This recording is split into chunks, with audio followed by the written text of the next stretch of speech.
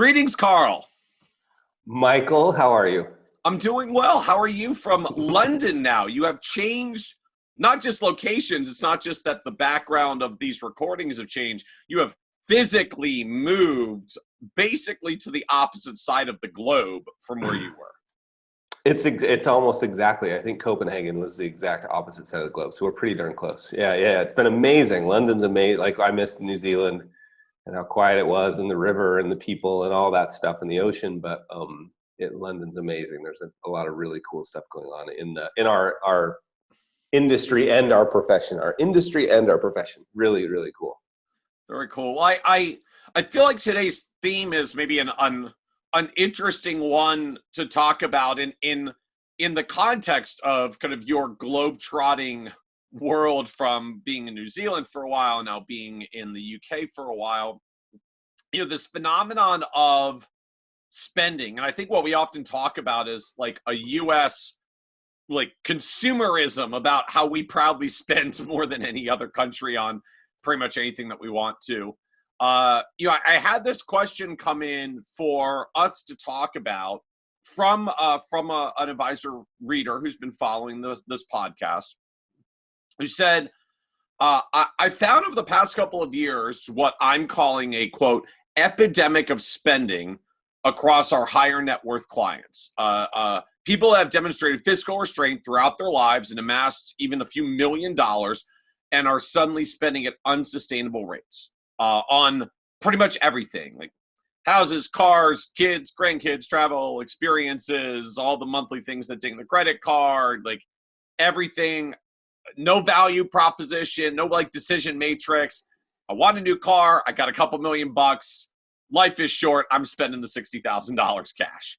And as she puts it, like even though we're trying to talk about spending and cash flow and budgeting with these clients, we usually don't even hear about the recent purchases until after the fact. And I'm like 0 for 50 in her words in convincing these people there's even much of an issue, much less correcting it. Wow. And so I find this an interesting phenomenon. Like I've seen this with some of our clients as well. I think of it as sort of two splits. There's one group where they've been fiscally responsible. They're like naturally frugal. They're good at spending less than they make. That's how they accumulate significant wealth. And then when they hit retirement, they're stuck in that mode and they still keep living frugally. And our challenge with them is like they spend 1 or 2% of their wealth, and we can't even get them to like a 4% spending rate because they're just so wired for the frugal, they can't unhinge. Like you realize you actually saved a lot of money. Yeah. Then there's the people at the other end that I think we'll call her Dana, that Dana is talking about here, where Dana has these clients that spend all this time, all these years, all these decades being frugal. And then finally you say, okay, I'm retired.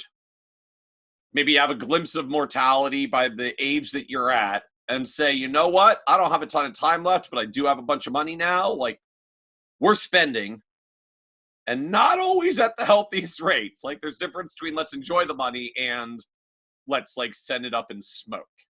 So when you get these clients that are having these kinds of spending issues, you're seeing across an advisor and saying this is clearly unsustainable. How do you start having that conversation, Carl?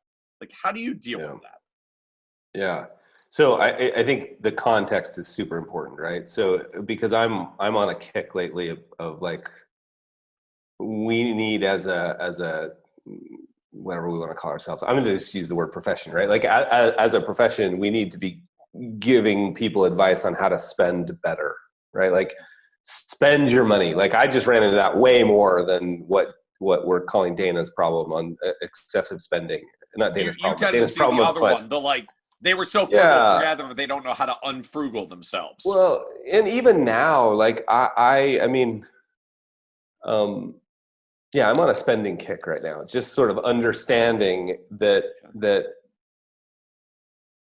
freedom and enjoyment now is really, really important. And I realize it comes at the expense of later, whatever. Like we can have, that's a whole different discussion. Let's assume here that context is important. We're answering one specific question.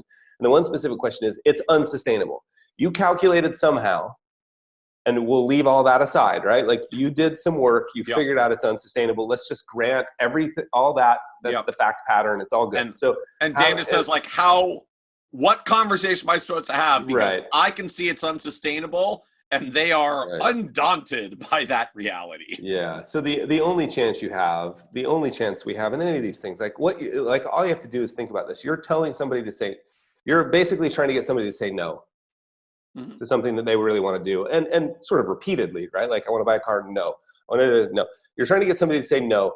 You have to give them a connection to a bigger yes, right? The old Stephen Covey saying, right? Okay. We've got to give them a connection to a bigger yes. And the only chance now, and granted, I am not saying it sounds like we're calling this planner Dana. It sounds like Dana's doing an amazing job, and it's probably, and it sometimes it doesn't work. But the only chance you have, there's no. Okay. I don't think we help the matter when we try to guilt people into it. I don't know that scaring them into it. Now, all of these are different than being direct, right? But you can be direct, and the question is, what are we being direct around? And that's what I'm saying is you've got to give them a bigger yes. And what is that bigger yes? It's got to be a connection to this set of longer term goals, right? Like we have, now here's the dilemma. Like, we know from the academic work that we relate to somebody 20 years, like we relate to ourselves 20 years from now. The emotional connection we have to ourselves 20 years from now is the equivalent of the emotional connection we have to a stranger. Yep. It's so distant. It's so far. Our brains literally, if you try to envision yourself in the distant future, we've read these studies as well, like you actually feel like you're talking about a stranger. It's such a distant alien world. You feel no connection to your distant future self. Totally. So what I would do and have done in a couple of cases, I can remember one, and I can remember his name actually, and we'll just call him Jay because that is not his name. But I remember with Jay and his wife sitting down and just having this really direct conversation. And these conversations normally started with me with, hey, you may fire me for what I'm about to tell you, but you should definitely fire me if I don't. Right? Like, well, that just amps up the stakes, which yeah, I think is the point, right? Like, you're paying attention to this conversation now as a client. Yeah, and I think it gives you permission to say, look, you should definitely fire me if I don't. Like, it's part of my job to tell you, like, this is not going to work, right? And so hopefully you've got something to base that on. Like, it sounds like Dana's done the work here, right? Like, so you can say, look, here's what you told me. Here's what you told me when we were part of the dilemma is, like, we're trying to pull them out of the kind of branches of these emotional decisions and these spur of the moment decisions back to the root. So again, out of the no and back to the yes. And the yes would be, when we first met, you told me that I'm thinking of Jerry, one of my clients, Jerry, who told me, like, the most important thing about money to me is that I'll never be a burden to the kids. And I said, okay, cool. Let's define that a little bit. What would that look like? And after we put a little definition, Jerry, after we put a little definition around this, would it be okay if we called that a goal? Now, notice how different that is than saying, Jerry, what are your goals? Like, Jerry doesn't know what his goals are, right? So okay, Jerry says, it basically would be $5,000 a month in my mailbox for the net, adjusted. I mean, he didn't even know this, but I said, yeah, we adjusted it for inflation, but $5,000 a month in my mailbox. Okay, so let's assume you've had that conversation with Jerry, and then Jerry comes in, and Jerry's spending $10,000 a month. When you add in the trip and the car and the whatever. Well, then you have something to connect them to. Jerry, you told me when we first met that not being a burden to the kids and never running out of money. And you even went so far as to say, and if possible, you would like to leave some. Remember that conversation. Has that changed? Right? Hopefully we get in. No, that hasn't changed. Okay. Remember, then we built, so we start with sort of, I think of it as purpose. Okay. I used to call it values. I like it. Purpose is a better term for it. Like purpose. And then on top of that, we build sort of this set of goals. We can move up to the goals and say, remember, what we said that meant, never being a burden to the kids, maybe even leaving something, was $5,000 a month in your mailbox are the terms you used, remember? And we even actually set it up to, even though we could wire it to your bank, we set it up as a check because you wanted it as a check. Yeah. Remember. Has that changed? No. Like, okay, well, then we got to talk about this because you've been spending twice that. And let me just show you what that does. And like, it's up to you. I can help you maximize the next 12 years, you know, and maybe we'll get 15 and maybe we'll get 6, maybe 12, maybe we'll get 10 and maybe we'll get 15. But that's the path we're on. And I don't know what, like, if that's what you want for me to help you maximize just until you run out of money, I'm here for you. Or you can be sort of Nick Murray, which I'm also a fan of. And you can say, tell me where to send the money because I don't want to play on this team anymore. But meaning, Jerry, if you're going to spend your money straight down to zero, like we're going to have to end this relationship. You're going to have to find another advisor. I can't be here while you self-immolate yourself. Yeah, that's an option. Like, I would prefer to have a conversation around like, hey, maybe your values have changed. Maybe you're like, hey man, you know what? Forget that. I'll deal with that in 12 years. I want to enjoy things right now. If that's the case, it's not we have to keep our values off somebody else's plans. Right? If whoever we're calling this guy now, Jerry, says, hey, no, you know what, Carl? I mean, maybe you have this, what if this happens? One of my best friends just died, Carl. And I was at his funeral and I was thinking about all the things that I've postponed. I don't want to do that anymore. Right? So for the next 12 years, I don't know, maybe it'll only last a year or two. I don't know. But for now, I'm just going to get after it a bit. There's things I want to do. And, you know, if I end up there, I'll have to figure it out. So yeah, my purpose has changed a little bit. Oh, okay. I would love to help that. Look, Jerry, I'm here for you, brother. Let's see what we can do. That's a different conversation than, dude, you're overspending. So that's how I would try to connect to a deeper yes.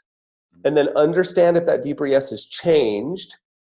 And if it hasn't, maybe they don't understand. And again, Dana sounds like they do understand the consequences. But the only chance you have, I don't think people like to be scared into it. They don't like to be guilted into it. The only chance you have is to connect them to a deeper core yes that you've been planning for. That's my take. Like, what would you do? So what strikes me about situations like these, so it's one thing with just a new client we're meeting with, or a new prospective client we're meeting with, and they've never had fiscal restraints in the first place. Maybe they only have the money because there was a liquidity event from a business, or they won the lottery, they inherited something. Like they have known and established spending problems. I'm going to put those aside for a moment. Maybe we can talk about those later, because I think we've dealt with those, but Dana's situation to me is a little bit different, and one that I think in some ways is potentially more solvable when you reflect on what's going on. So what strikes me hearing a situation like this, and I can actually think of a similar client situation with Eileen. I won't say Eileen's last name.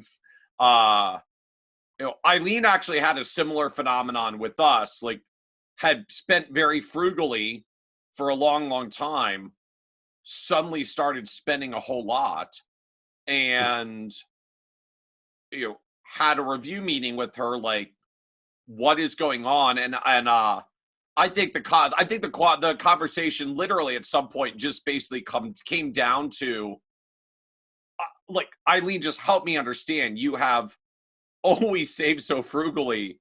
You are like spending with abandon. Like, what is going on? What's changed?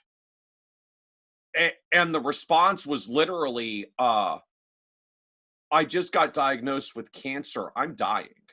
Right. That's and she hadn't told us. She basically hadn't told anyone. She was still processing the news. It was a degrading, like an 18 to 24 month thing. So like it wasn't completely visible to her yet outwardly for health.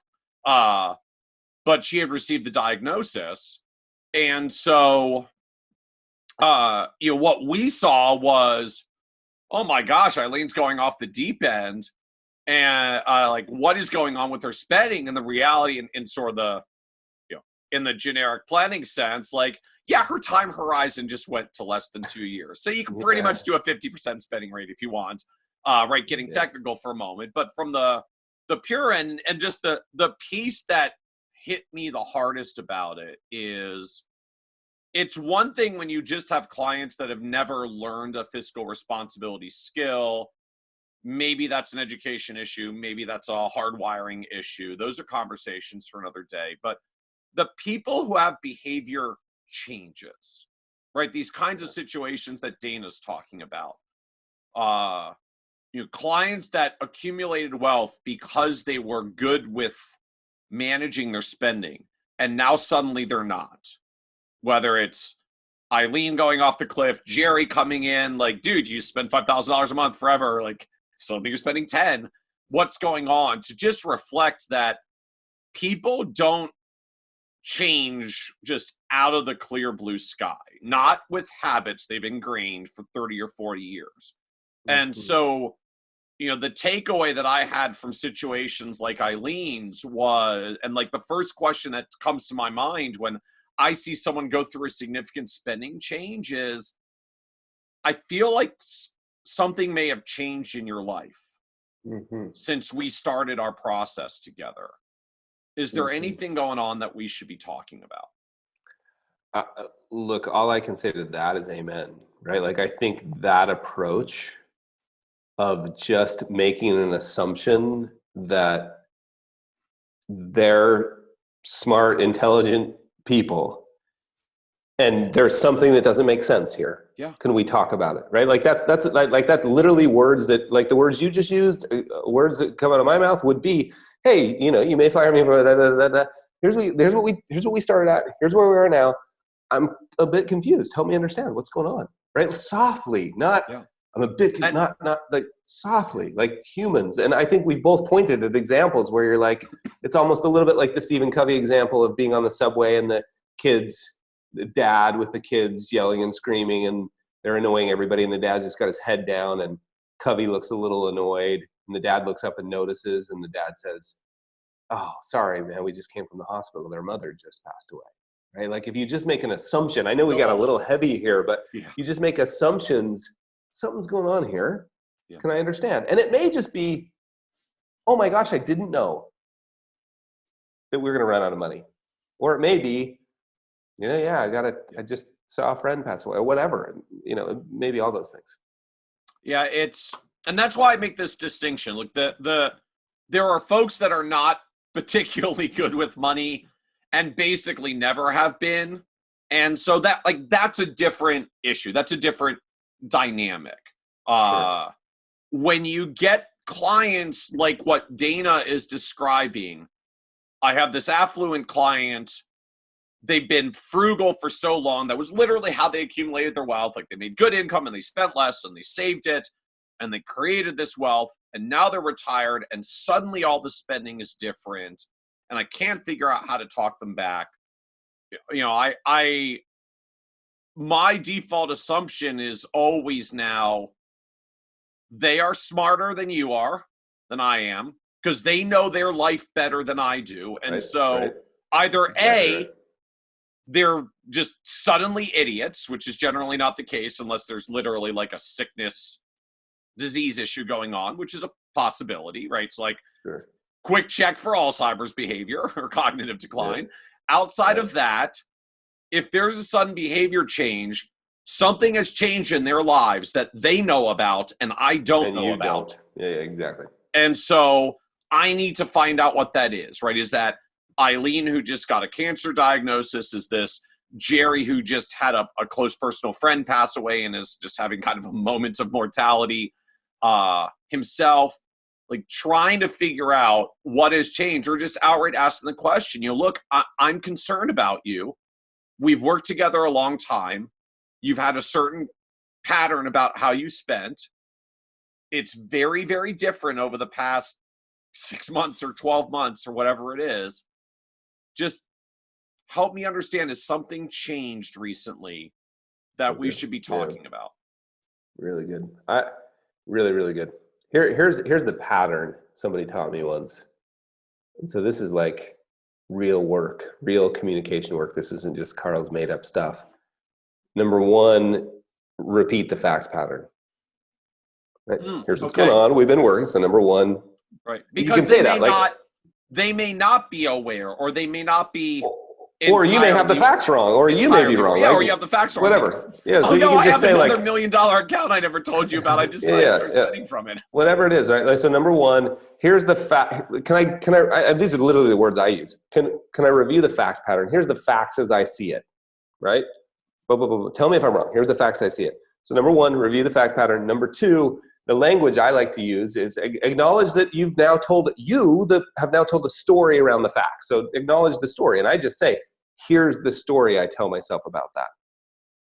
Meaning, and then number three, the story of the fact pattern, or yeah. So I could say, so I'm just trying to put this so like, yeah. So I just told you this story about how you're spending more, or am I assembling like, so I've told you a story about how your spending is on this dire, unsustainable track?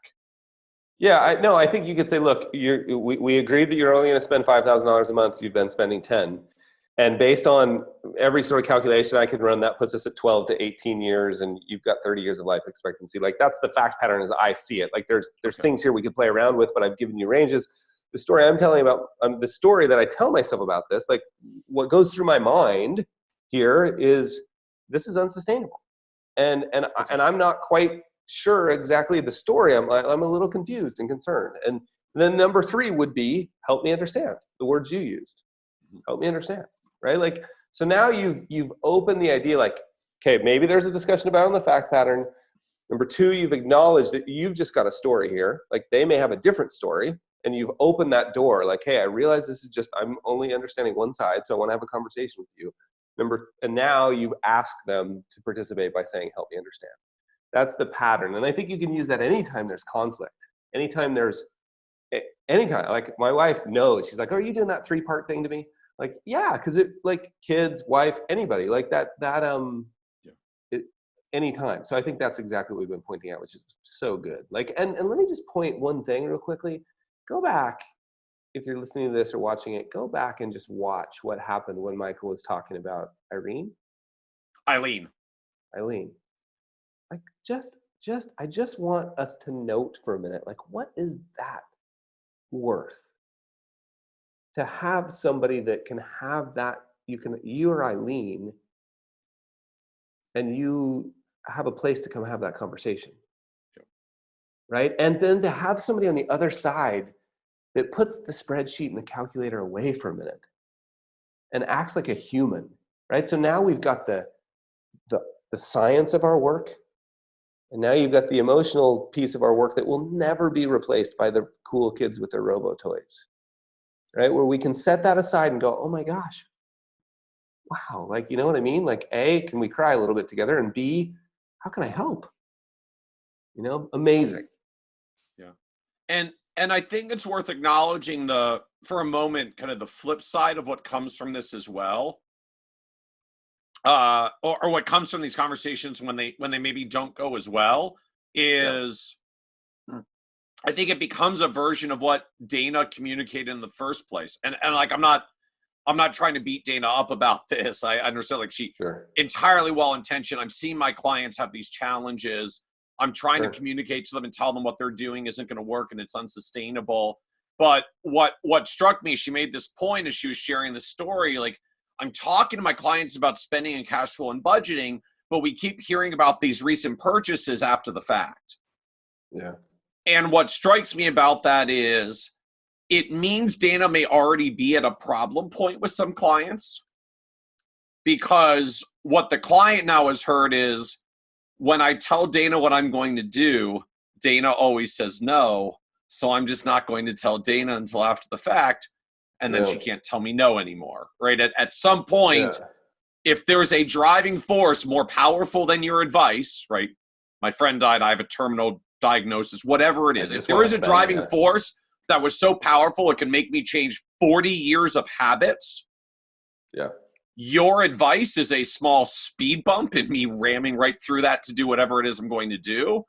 And so if you keep putting speed bumps up, at some point I'm just going to drive around them, which to me is the other reason why I have now started going the opposite direction anytime I see these situations, to say, like, look, if they could change a 40-year habit about saving and frugality, me pointing out to them what they're doing is irresponsible is not news and is not going to slow them down if the 40-year habit couldn't slow them down. I want to know what changed. Totally. I want to understand. And I love the fact that we have so many people listening and watching that volunteer for us to sort of dissect. And we realize that we don't know all the nuance and all the backstory. We just got this little slice. And so Dana, in this case, represents all of us in terms of these problems. And I think it's such a good, this is just time for a reset. Like that, I love these meetings. I love those meetings. I love hey, can we just check in? Like, hey, and you can just go look and take responsibility. That's what I would always do. Like, hey, this is my fault. Like, I understand. I'm sure I missed something here, but can we just back up? Yeah. Right. And then you just go through what we already talked about. Reset, figure out what the bigger yes is, connect them to that and say, what's changed? Facts, pattern, story, help me understand. So Carl, one thing as we wrap up this conversation, for some of us, I know either, we came to some of these deeper planning conversations a little later in our careers. They're not always conversations we had with every client, particularly if the client's been with us a long time.